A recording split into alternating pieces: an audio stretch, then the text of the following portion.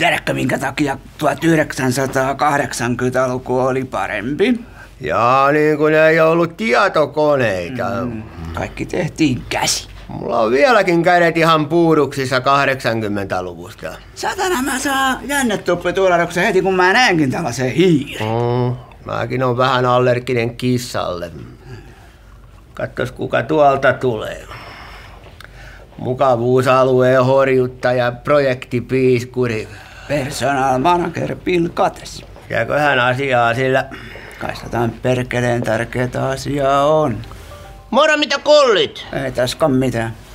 Se on johtokunnalta tullut ihan järkyttävä viesti. No? Teissä on kuulemma potentiaalia. Tiedättekö te, mitä se tarkoittaa? No? Se on suomeksi sanottuna sama kuin impotenssia. No, sitä on moni kehunut. Älä pelleile nytten. Mä oon ilmoittanut teidät markkinointiviestinnän kurssille Edupoliin. Kaavakkeet on täytetty, pistätte ne postiin, kurssit alkaa kohta. Oliko kysyttävää?